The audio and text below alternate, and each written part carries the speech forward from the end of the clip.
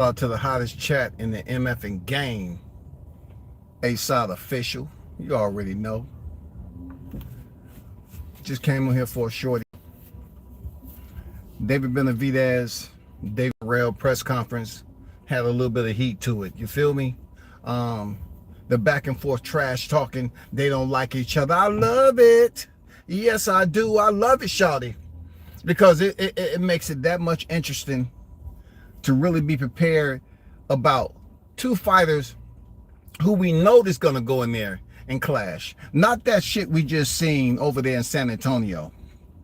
The fight that ended up like the Dallas Cowboys games. You know what I'm saying? Everybody get paid. But the ones who lose out is the fans. You know what I'm saying? I got David Benavidez in this one. It's one of those matchups where you have a fighter that's less experienced. Obviously on the championship level to begin with. Obviously on the championship level. Y'all can't get up here and compare David Morrell's championship fights, which is 2 WBA regular titles, and act like, oh, you're catapulted them into stardom, but yet you dog the shit out of Tank for having two, one at 135 and the other one at 140. We can't sit up here and act like the appraising value is way higher just because it's David Morrell, a fighter that you want to see in the ring. So your justification is, hey, it's David Morrell we talking about. He's ready for David Benavidez. He's not ready yet. Shout out to Big Blunts and Boxing in the building. What's good?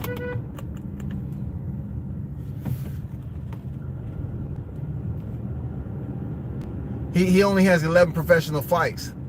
And it seemed like the casual fan base is on stage once again, acting like they don't know shit about boxing. Y'all want to come in here and talk about the amateur pedigree? You know what I'm saying? That's about the amateur pedigree that's coming in here, ready for somebody like David Benavidez, who's been in there with the top names, who has a much more stellar resume, right? Man, come on, man. I'm treating freaking boxing like I'm a social worker. It's just a lot of shit I don't give a fuck about. You know what I'm saying? I'm not trying to have you up here believing that we're gonna talk about adopting a new method to the madness when it comes to boxing. It's without purpose. You know what I'm saying? It's without purpose. You know what I'm saying? It's without purpose, bro. Because cats be up here like, they pick and choose who has freaking experience and who don't. You have fighters at the 135-pound division that's freaking in the same position as David Morrell without the championships, but they still have the same amount of experience, right? Or if not more of you know, 10, 15 professional fights. But y'all going in here talking about power. Power. Didn't he go the distance his last fight? I could have sworn he went the distance. See, this is why in Atlanta, man, people just stopping when the floor of traffic, it's no stoplight. This woman just stopping in the floor of traffic, it's no stoplight, just so she can let people turn. And they wonder why the insurance is high as hell down this bitch. Because they just be doing crazy stuff, man. But back to boxing. I like the fight in general.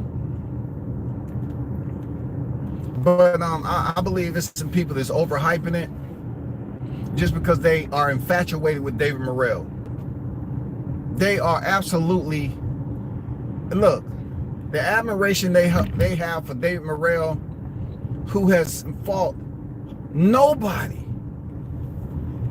He hasn't fought nobody to brag about, yo. And I don't dislike David Morrell because of these individuals. They can talk to all they want. All I'm saying is, his resume is mediocre comparable to David Benavidez, yo. Arnold Brown, what's good? Comparable to David Benavidez, he's not on that level. But you have people up here just boosting this dude up. Who's knocked David Benavidez out? Why do you feel that all of a sudden Morrell is going to be the one who do it? With 11 professional wins, yo. This is gonna be a nice one. You know what I'm saying? I just can't wait for this fight to happen. I'm gonna be honest with you. I'm looking forward to this one. I'm looking forward to it. I was on Twitter, changing the topic. I was on X, rather. Same thing. And you know, every time Carissa comes on deck, you know, she was at the Katie Taylor and Amanda Serrano fight, and you know, there's people out there that's saying, you know, who's really the GOAT, you know, because there's only one GOAT. You know, Carissa turned that. She termed it. She was proactive. She turned that shit, and she came in here with a stellar freaking 2 gold medals, just like Vasily Lomachenko, the boxer who. Hey. She came in here, 2 stellar boxers.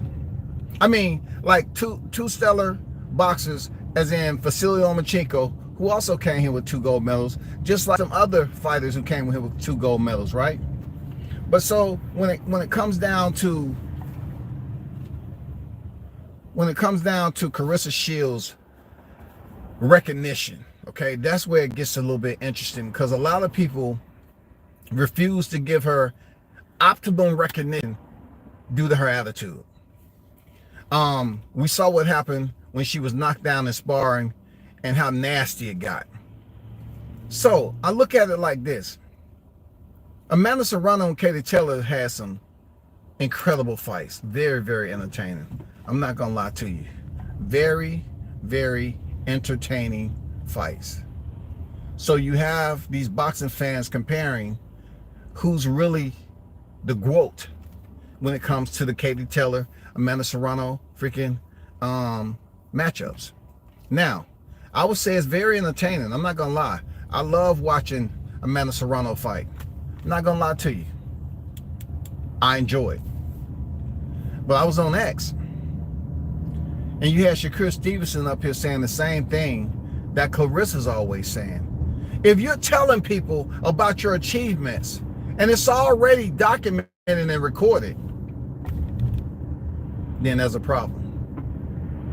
There's a problem. Because at this point, 3 division undisputed, you shouldn't have to remind people of your accolades. They should already attest and confirm that you are that person.